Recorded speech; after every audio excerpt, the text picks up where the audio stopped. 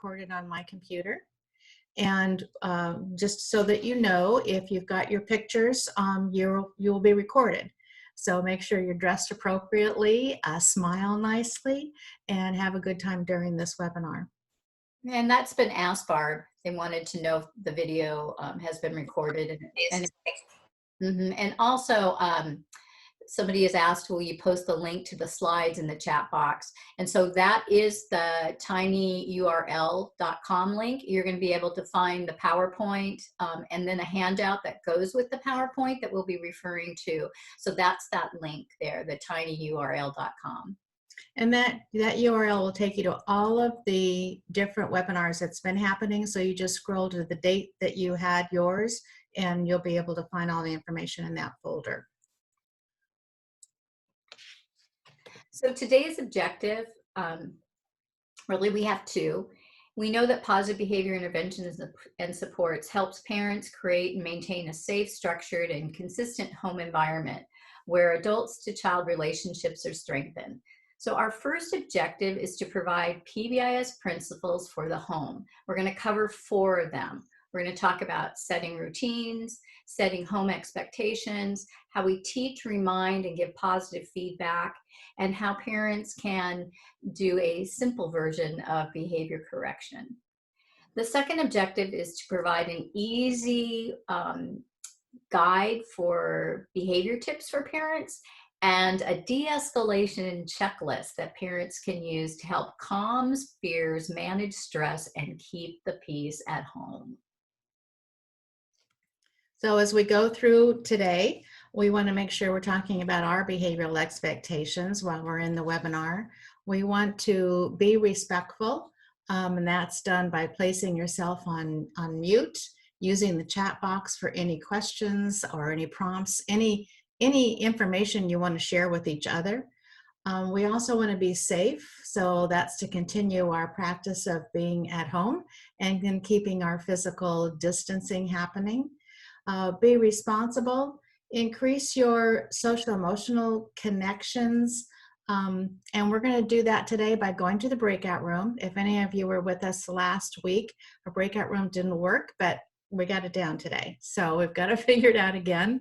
We're going to go to the breakout room and be able to share some information with each other about what we're doing and how we're doing that with our families. We're going to start right off the bat by looking at, there's 4 routines. We're going to start with the very first, 4 principles. We're going to start with the very first, which is all about building those routines. Christy and I shared the routines that we had each morning.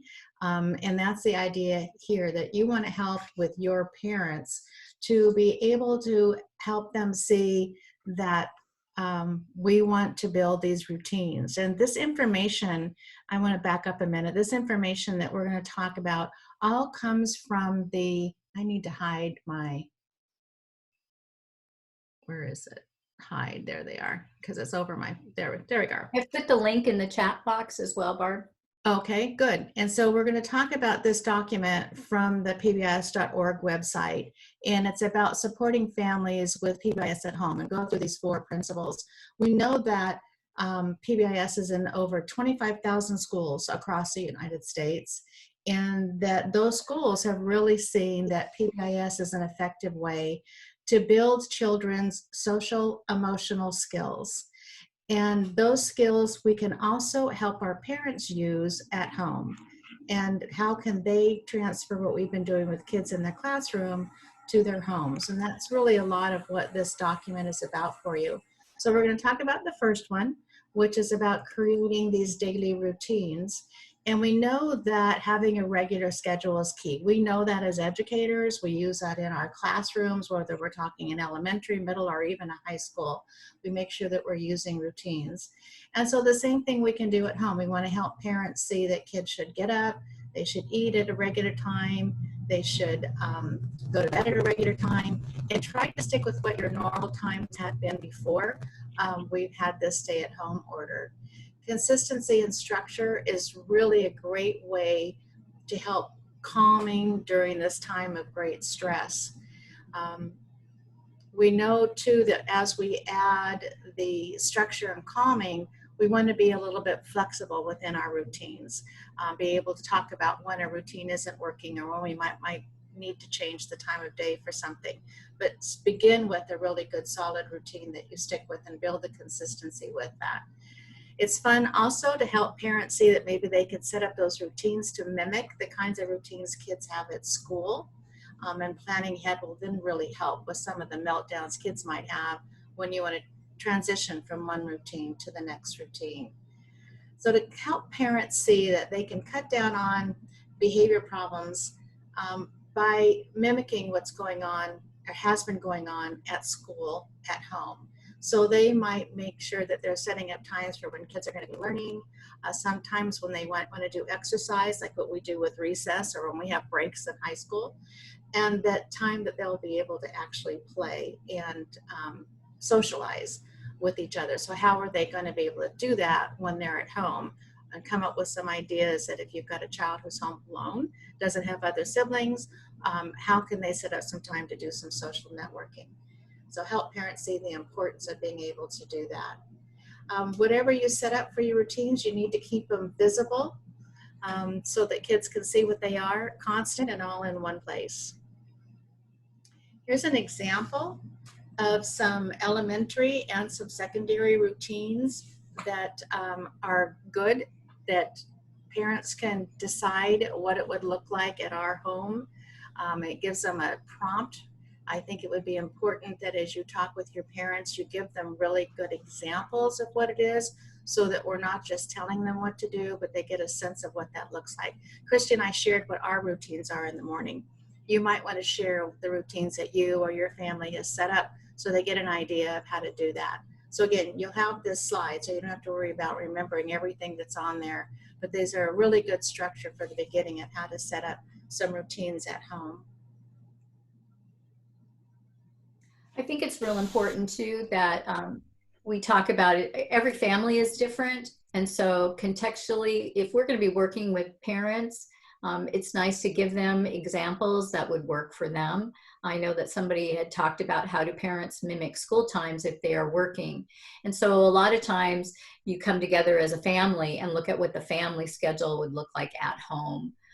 So it would look different family to family. I know mine looks totally different from yours, Barb. Right. And also, go ahead, I'm sorry. I was going to ask them, adding things into the chat box, but they see different than what's on here, their routines, to show that difference. Yeah, right. So one thing that we really encourage is that you write ideas in the chat box and strategies in the chat box, because you're living the work and we can learn from each other. This is like a community of practice. And our very first Zoominar we did last month was about the PBIS virtual classroom and the foundations, and we talked about the importance of consistency and building routines and schedules for our kids right now so that they can feel safe. And so a lot of people put some really nice ideas about schedules, and not so much just giving them pictures of what a schedule might look like, but actually teaching how to create a schedule for each of our parents. And I think that that's the biggest key there. We can't just hand them something to look at.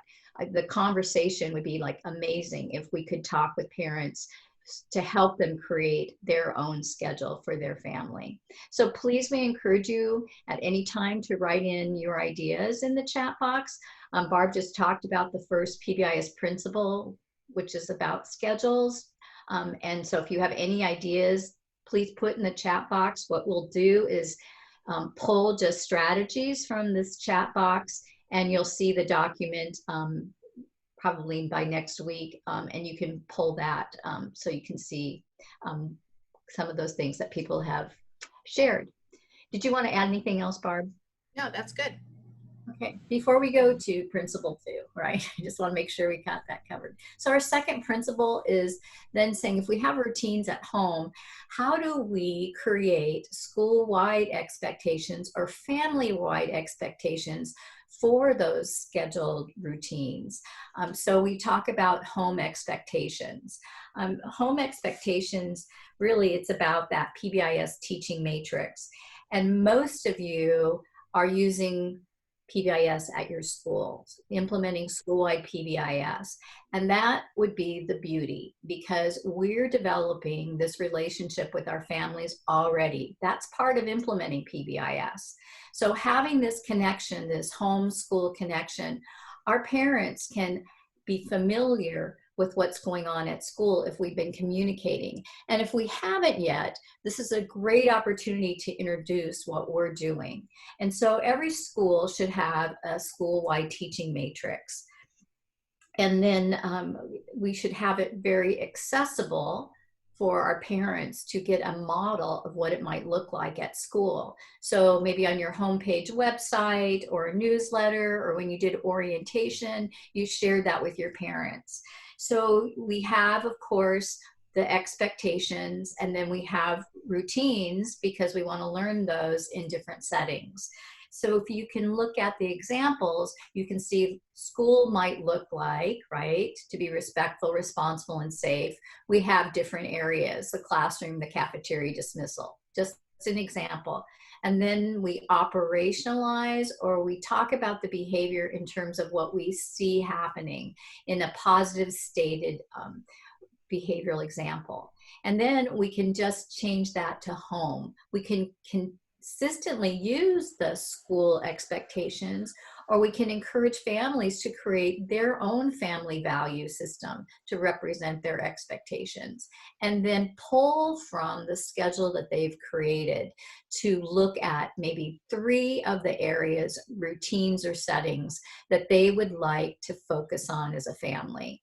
Less is always more with all of us. We encourage that you do this at home with your family, to be able to talk about your experience when you talk with your families that you work with. So if you look at the next slide. Well, I want to add on here too, just a caveat as we go through all of this. We have selected for most of this conversation to talk about be respectful, be responsible, be safe. But that's really for examples. We would want you, I think, encourage you to ask the parents to use the behavioral expectations that come from your school. Again, we're trying to build that consistency and build off what the kids are used to for being at your school.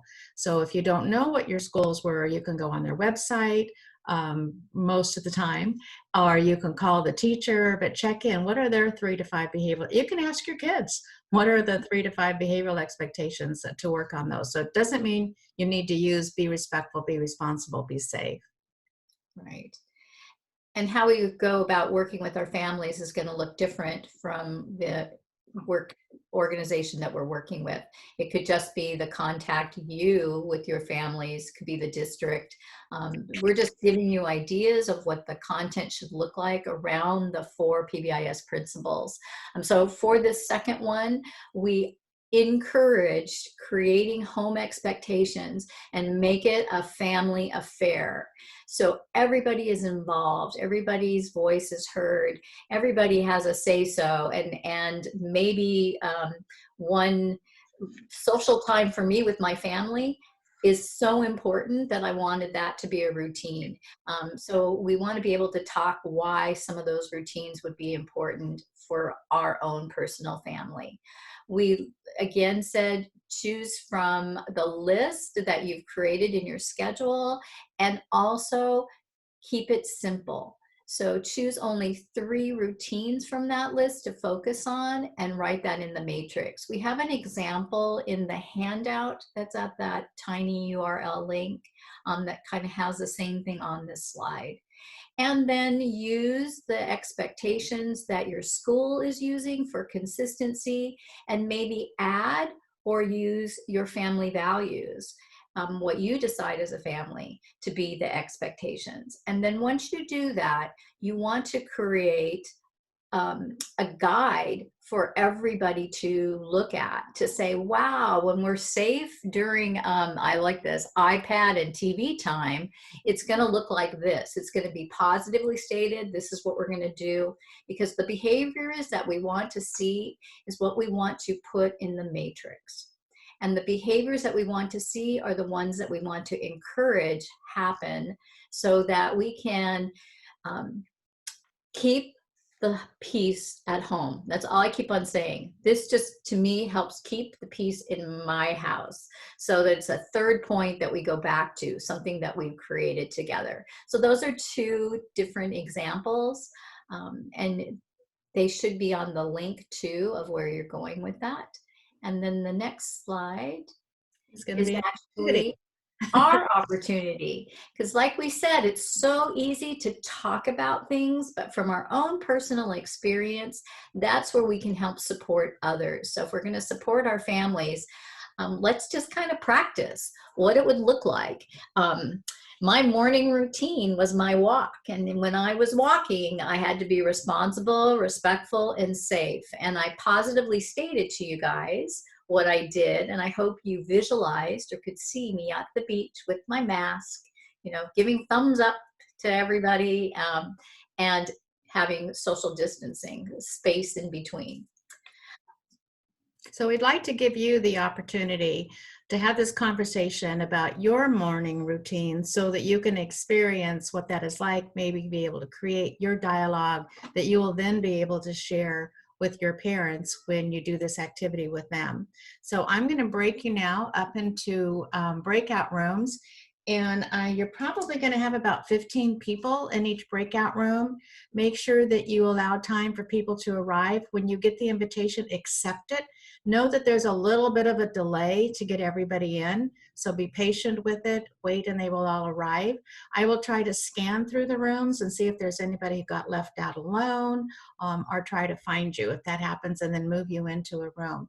We'll have about 10 minutes for you to have a conversation with each other. At the end, we'd like you to throw in some of the great ideas that you came up with in the chat box. So I'm creating the rooms now. It just takes me a minute to make that happen. You will be automatically assigned, and there's going to be about 13 to 14 people per room.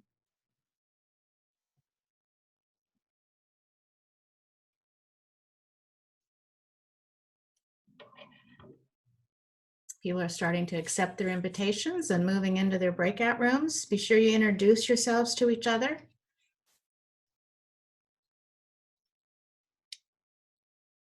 You may want to select a facilitator.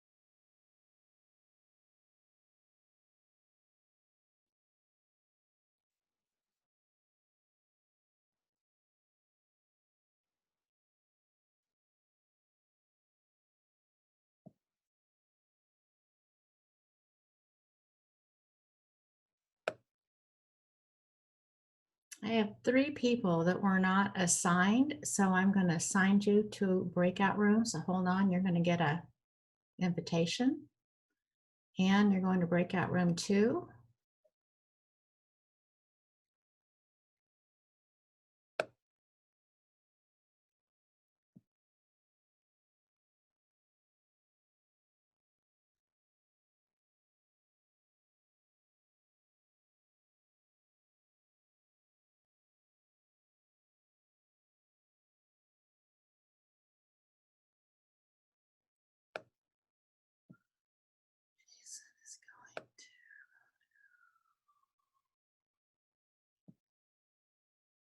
Jason, I'm going to move you to room 3 if you can hear me.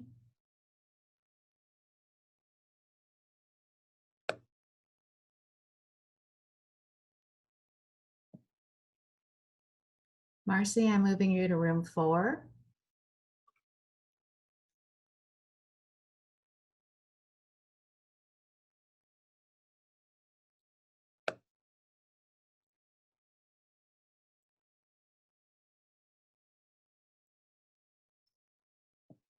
Mandeep, I'll move you to room 6.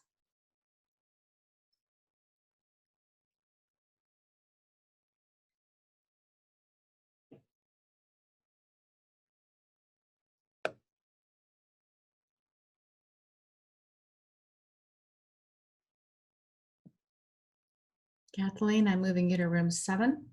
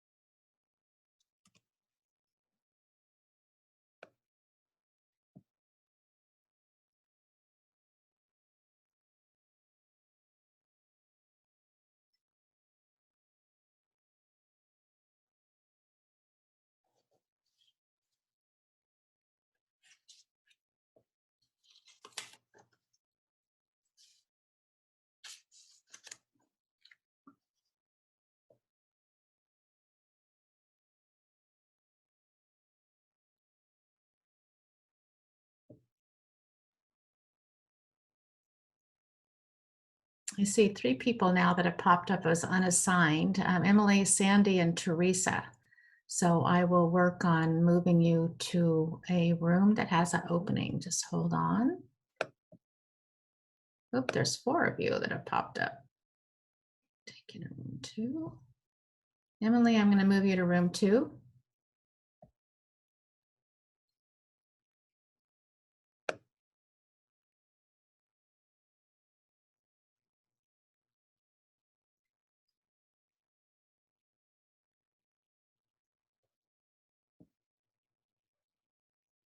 Sandy, I'm moving you to room 12. Oh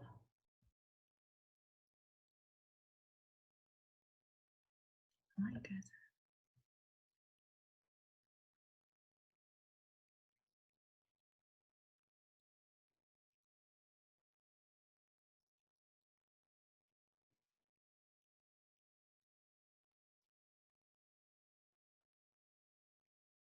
Jose, I'm including you in room 1.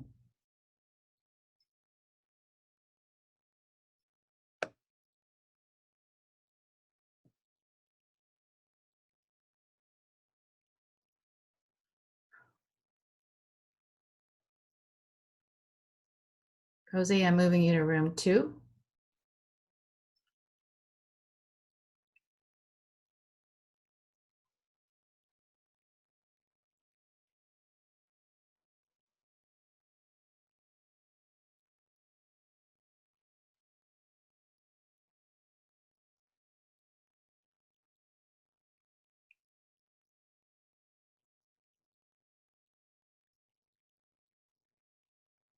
Sandra and Teresa, if you can hear me, go ahead and unmute so I can see what's going on and why you're not in a room.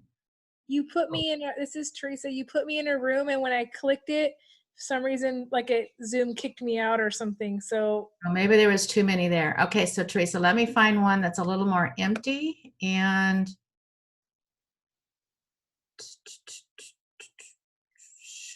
scrolling, let me look.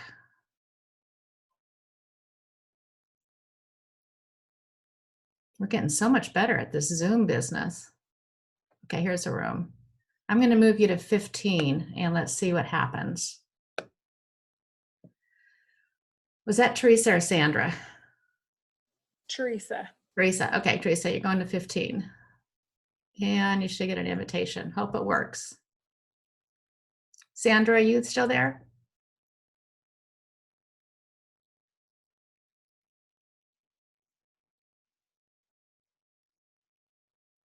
Okay, must have found a room.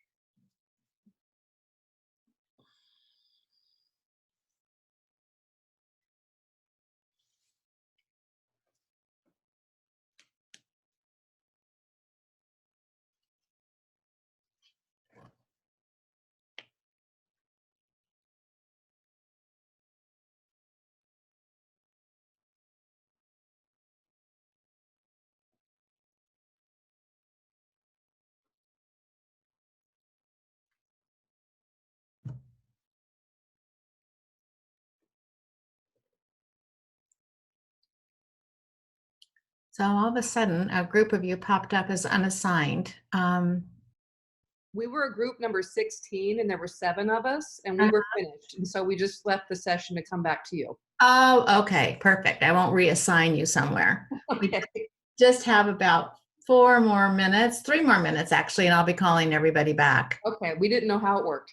Yeah, that's okay. That's all right. Is this your first breakout session? It's my first Zoom. Our district has been using Google Meets. Oh, okay. Here, let me put my picture on there. We've been using Google Meets. And so this is literally my first Zoom. So I didn't know how it worked. And I don't know if my partners did either. So we just kind of came back to you. Okay, well, that's just fine. That's just fine. We'll be pulling everybody back. And breakout room for sure. is it your first? Well, you know, this is about our 3rd one, and we've had successes and not successes. So learning how to use it, it's remarkable when it works. And it seems like people really enjoy the time being able to talk with somebody, and not necessarily somebody just from their own school, because we assign it so randomly. That was the part I enjoyed the most. People from around the state. It was good. Yeah, yeah. And we're really fortunate. We've got people from different states that are even joining us on these webinars. So that's been really nice. Yeah. Hopefully this information will help you with helping your parents figure out how to do the teaching at home as well. I had some really funny comics come up and I thought, oh, why didn't I include those? So would have been funny to include for today. There's been some funny ones. I'm sure you're all aware of them on YouTube and on Facebook. Yes. About how much they are beginning to really appreciate the skill of being a teacher. So Absolutely. yeah, it's definitely. You don't know it until you're forced to be one. That's what most people are saying. They didn't realize what a struggle it was. And yeah. They never imagined themselves as 1st grade teachers, and now they are. Try high school. I have friends that are doing the same thing and working at home with their high school kids, and how do they set the limits and the boundaries and the expectations and all that. I'm at the high school level, and our kids they admit to doing this. They stay up till 3 in the morning. They get up at noon. They check their Canvas accounts and kind of go from there. So. I know. So we need to talk to them about those routines that match school. It's going to be crazy when we all start coming back. That's really a function of some of the webinars we're going to do in June. Okay, so I'm going to call everybody back. Okay. And we're going to move forward. So go ahead and mute yourselves again. Nice chatting with y'all.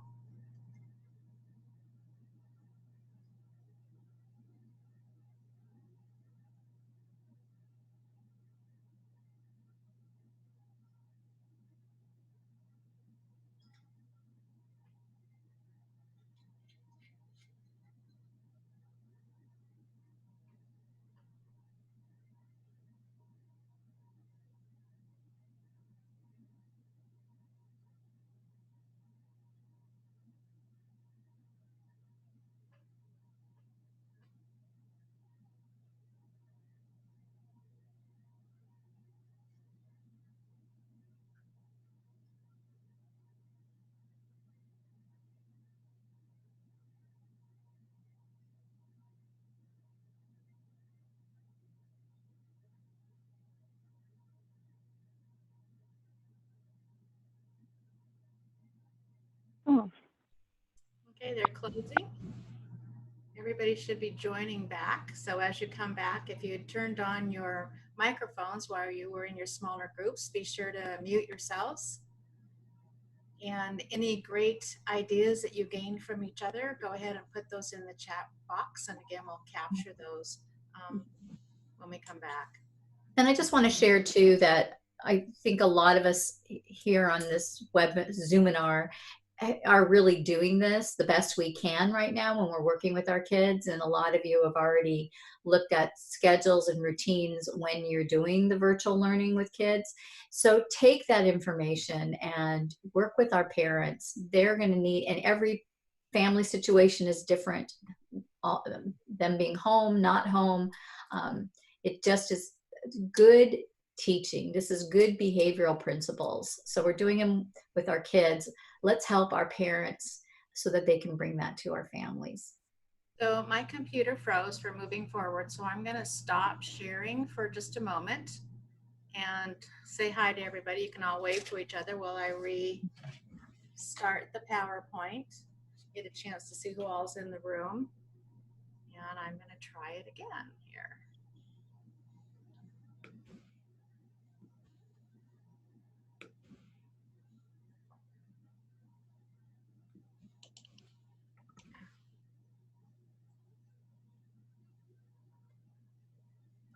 Here we go. Let me escape finally.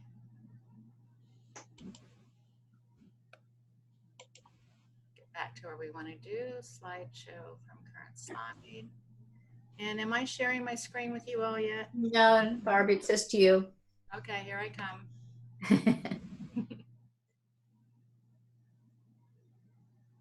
You'd think by now we'd be getting this down.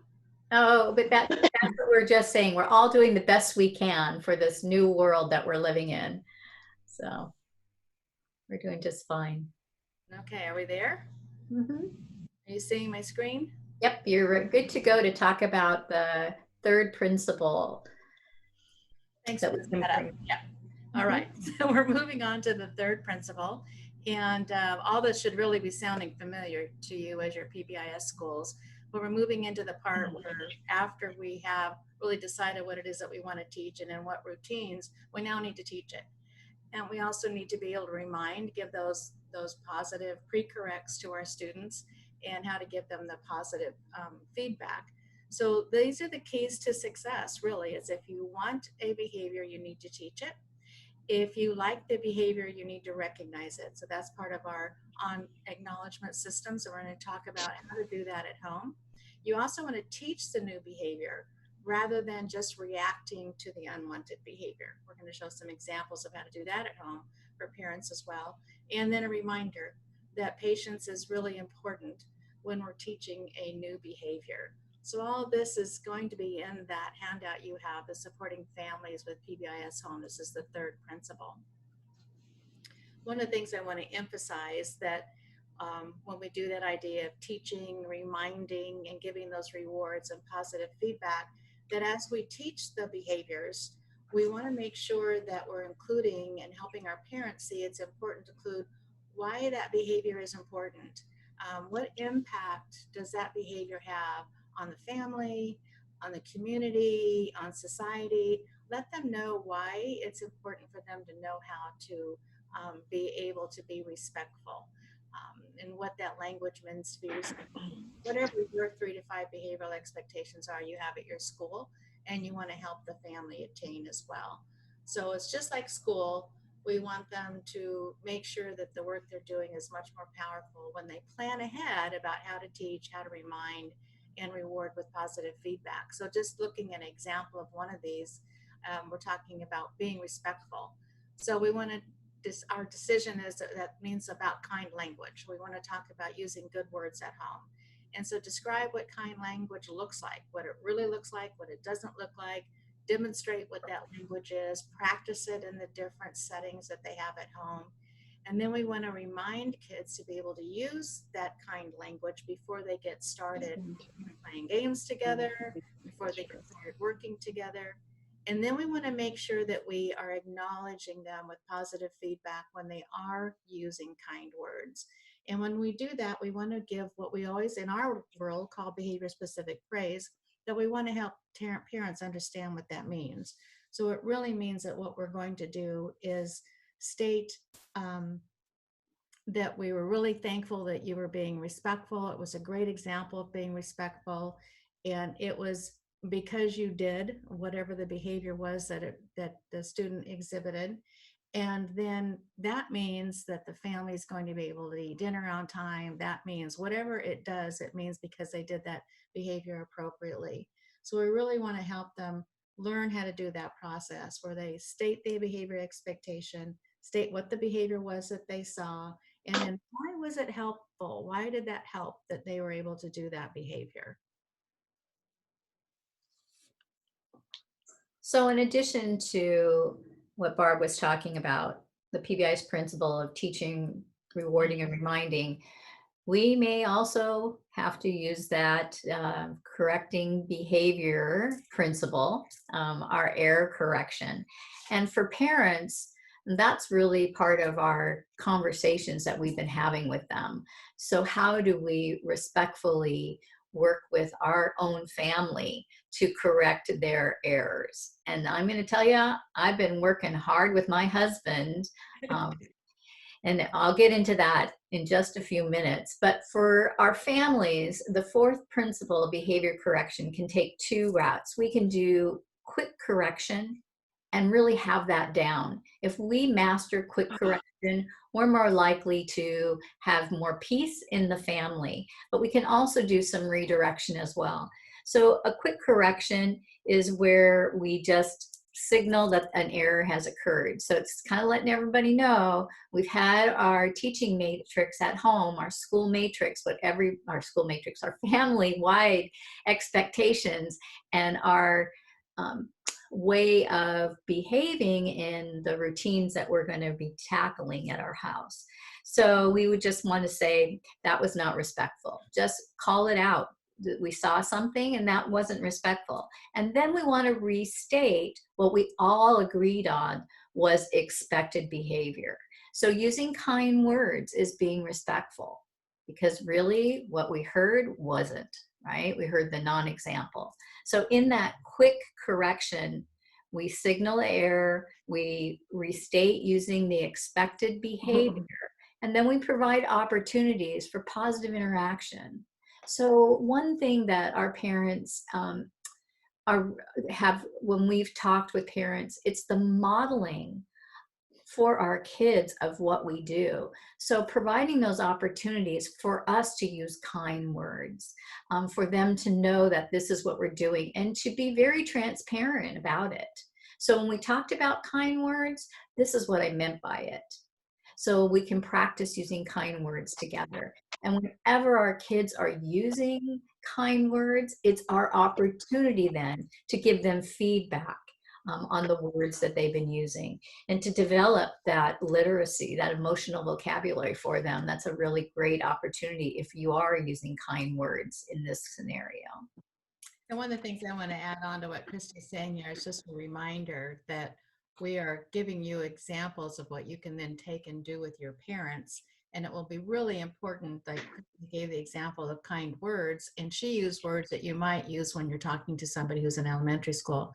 So the idea is that you would take these constructs and use them developmentally with whatever age group it is that you're working with, and help parents with real examples for the age group that you're talking about.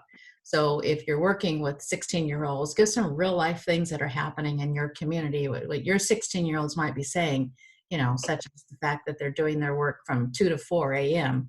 How do you want to work around that? So real life examples really helps them. Yeah.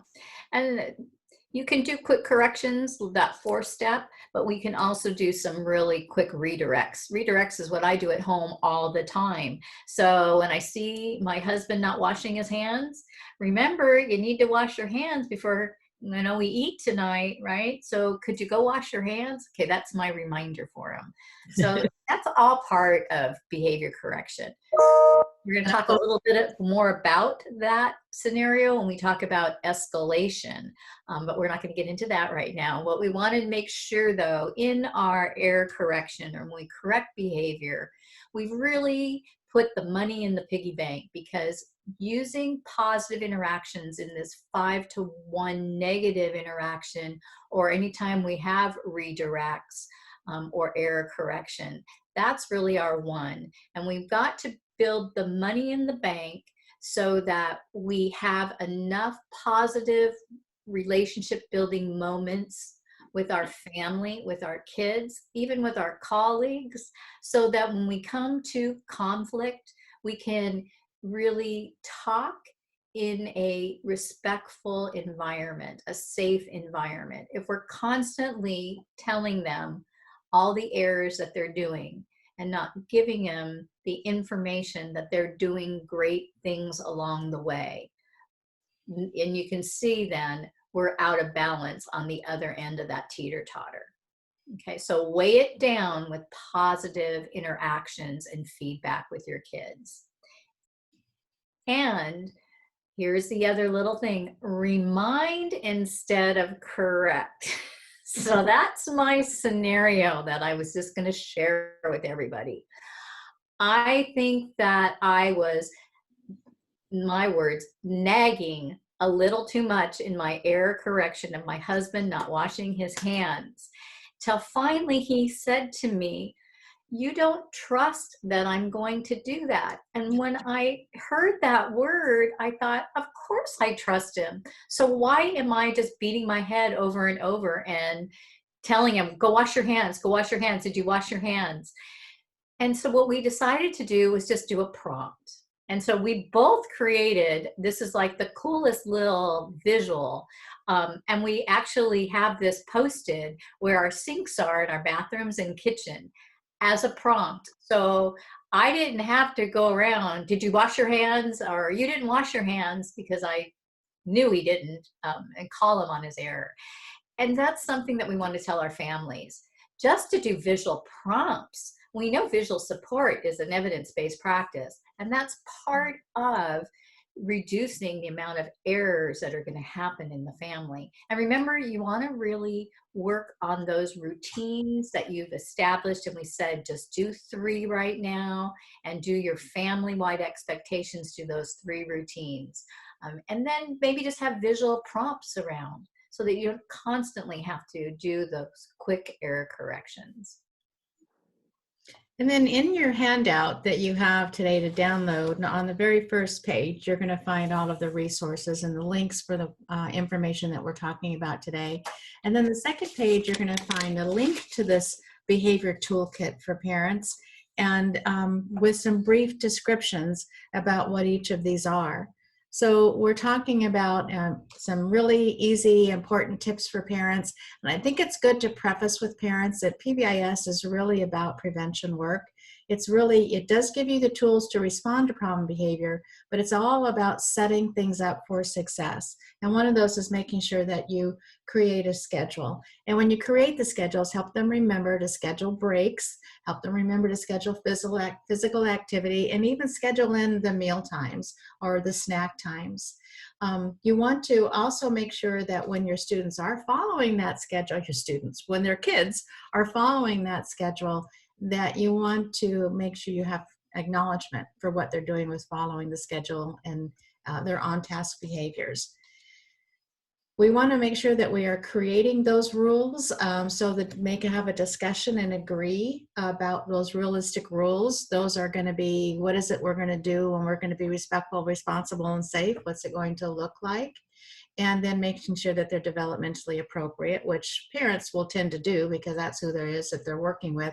But they might need to realize that they might have to have different rules or different descriptions of what those rules are for their 16-year-old as compared to maybe their second grader or their 9-year-old.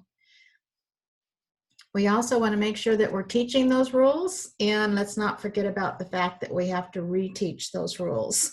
No, we can't just teach them once, so we all know that. Let's help parents realize that you can't tell them once what it is that you need to do, but you need to teach them, reteach them, give them examples, and when there is time for an error correction, help them realize, instead of thinking about what they did wrong, oh, this is an opportunity for me now to have a discussion and to reteach what that looks like. And for our parents, it's a great time for them to be able to reteach and teach the values that they have as a family, because those are really what those behavioral expectations or those rules are all about. Oh, and this is a good thing to remember too, back here on teaching them the rules, is make sure it helps suggest to them that they connect that to what you're doing in the classroom. Use the power you've already created around your behavioral expectations, again, at home. And then we also want to help parents realize that giving choice is a great way to help students be a part of what's going on and feel that they're in a little bit more control. So be sure you can talk about ways to give them choices about where they might take their breaks, what activities they're doing, what work location they want. This is one of those ideas where we talked about having a schedule, but making sure you have a little bit of flexibility in that during this time. We also want to look at attention, and we want to make sure that we're helping parents realize, give lots of attention. Christy already mentioned the 5 to 1, but for the things that they're doing correctly, the things that you wanted them to do every time. Pay attention to that, draw attention to it, even if you're talking about their efforts that they're providing into their schoolwork. You want to make sure that we're talking about here pivotal praise, and that means in the classroom we know that when you see a behavior that you want and the student's not demonstrating, you turn to the neighbor student who is demonstrating the behavior and you make comment on that. Will help parents realize that they can do that as well. They can do that with another sibling in the house. They can do that with themselves or somebody else. Talk about and praise the behavior, acknowledge the behavior that they wanted to see. They can even talk about their child's behavior a day before and give praise to what that looked like. So help them make sure that you're giving acknowledgement to those things that you would like to see. Dealing with disruption. This is something that we want to try to minimize disruptions and interruptions as much as possible. We want to help kids be able to stay on task. So we might set up that if you're going to be on the phone, making sure that they're doing their work. So set the standards about what it is you want. Think ahead of time about what disrupts their learning and plan what you can do about that before it really happens. You also may need to stay close. You may need to be in the next room for a high school kid. You may need to be in the same room with your younger student just to help them get back on track. And that doesn't mean hovering or being intimidating with your body posture. It really means about supportive, being in the area with them. Follow through is really important. Do what you said you were going to do. And helping the students, or helping their students, their children, be able to get what they need, and for you to be able to do what you said you would do with them. And that's most of the time helping them. Praise. We want to make sure that we are providing feedback to the students, and that's that positive feedback that Christy was talking about so much earlier. And the last one is escape. So if you think your student, or they think that their son or daughter is acting out in order to avoid an assignment, identify what it is about that. What is it that they need to know? Is it because they don't know how to do it? They don't want to do it? They'd rather do something else? Try to discover what it is that's helping, the reason behind what it is that they want to escape. And it's a good time to maybe build in teaching them how to ask for a break so that they don't have to have a misbehavior in order to escape. So I want to say that these 10 simple behavior tips for parents came from the Brevard School District, and they work with South Florida, their PBIS team there. And so I put the link up. It's also on our worksheet, the handout, and it's also at that tiny URL, but I put the link up for the document, but there's also videos that go with it. And so you'll see those videos in the links in the chat box to give more information about those 10 tips that Barbara said. Because we really have to know what those are if we're going to be talking to our parents. We want to know. Just before you move on, if any others are doing things, I noticed it earlier in the chat box in your districts, put that in the chat box so that we can all beg and borrow and steal from each other. And Rachel, I'll go back to look about the links to make sure they work. They worked like this weekend. So thanks for that in the chat box. I want to talk about our They don't always work live in the chat box. Sometimes you have to type them in. So most of our families are experiencing stress and anxiety, and we aren't, of course, in our families, but most of the families we work with are experiencing stress and anxiety during this time of extended school closure. It is important to call attention to the fact that everyone reacts differently to stressful situations, and how we respond will make an impact on our household. And so how we respond matters. We don't know what's going on. We don't know the stress level. We don't know how anxious people may be. But things we can do, we can all take breaks from the news and social media, and we encourage our families to do that as well. So not get saturated with all that's going on. Take care of your body by engaging in deep breaths and stretching, exercise, and getting plenty of sleep. And we talked about self-care for not only us as educators, but for caretakers and families.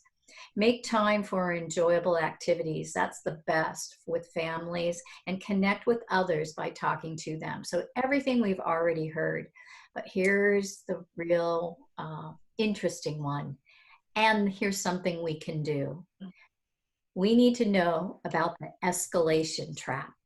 So the escalation trap, beware of that.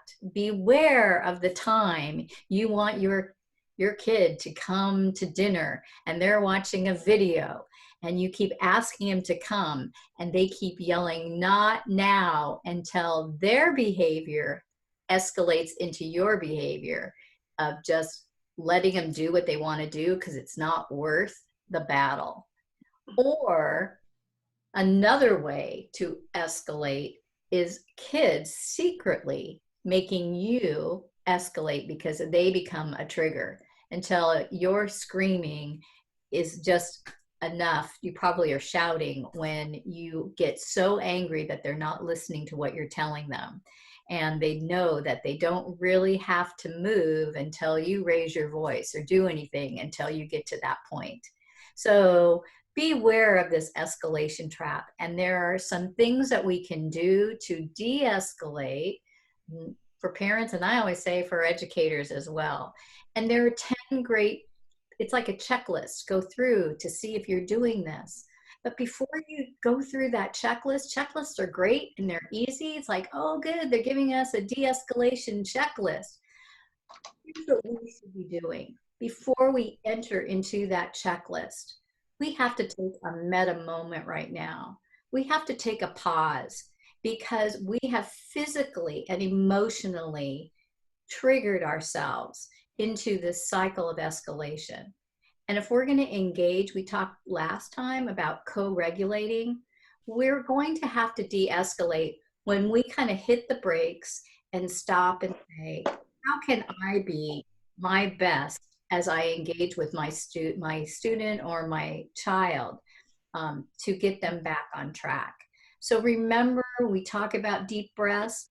Pausing and deep breath are really part of parasympathetic nervous system change for us to reduce our cortisol levels, to reduce our stress, and to lower our emotional temperature. So before we do that checklist, we ourselves need to lower where we're on that emotional gauge. So you can read what those 10 de-escalating tips are. And before we leave, because our time is cut so short, we want to end with the idea that when life gives you lemons, you make lemonade. And when it rains, what do? You play in the rain. So let's make the best of the situation. And for our families, we want to encourage to have fun with their families. And we have this unique opportunity here to take a moment to be with our kids. And there's a great resource, the PowerPoint. It's a PowerPoint full of the most incredible activities that families can do. They can visit amazing virtual attractions like museums and zoos and tourist destinations. There's mindfulness for families and keeping active, free audiobooks, fun and educational activities, and 100 things to do indoors and outdoors. This is a PowerPoint on the tiny URL link. So please make sure you check that out. We like to leave you with a takeaway activity that you could do with your families as well after you've brought all this up with them, is just to ask them during this time. We want to make sure that we're also creative and doing things fun with our families. So you could ask for a prompt. What is something important you are learning during this time that we are home together? Or with an older student, it might be, what is something important you're learning about this worldwide pandemic? So ask that question and have them report out, and they could share that back with their class. They could share that back with their teacher. So it would be a way to help have those conversations at home and bring it back to the classroom. We're ending today, and so this is where we have our evaluation. We did take a look at the evaluations for the month of April and have selected the webinars for the month of May based on what you were saying in the chat boxes and what you've been saying on the evaluations. So please complete the evaluations. We use them, we look at them, and that helps us plan. Again, Christy will put this in the chat box for you, but it's on the PowerPoint. So please, please, if you don't get there right from here, take the time. We appreciate it to do the evaluations. Got 1 minute, Christy. Okay, really fast too. The link is there not only for the evaluation, but also for the May calendar of webinars that we'll be talking about in a second. And it'll just be a second. But in closing, please be aware of the change in the California recognition system. Now we're doing a California PBIS Community Cares kind of a narrative of the great work you've been doing. The recognition system has been kind of put on hold just for this year based on the current situation. So there's a link that you can go to fill out some good information about what you're doing at your school or organization to be part of our California PBIS Community Cares. We still want to recognize what's happening in our schools. It's amazing. And then in closing, the PBIS conference is still on. Stay tuned, keep going to the website to check out anything new. We're looking for proposals. We're looking for exemplars that are happening across the state of California. So be sure to check that out by going to the California PBIS Coalition website.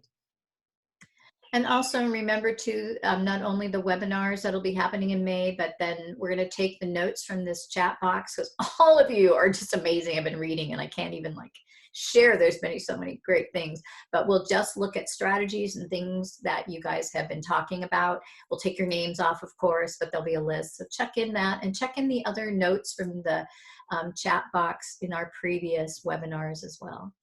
We just really want to thank you all. And we're 3 minutes behind, which is pretty darn good for us. But please know that you are all amazing. You're awesome. This has been a transformative period in all of our lives, our families, and our educational environments. And we appreciate everything that you do, making this all happen and making it happen for our kids. Thank you so much. Thank you very much. And we will have the webinar posted up in that same folder where you'll be able to find the taping of this particular webinar. All right, and again, if you don't find it because it's into May, it will be in the archives. So I'm not sure how that's going to look. Thank you very much, and go ahead and sign off, and we'll make sure that we're taping this. Bye, everybody. Bye, everybody.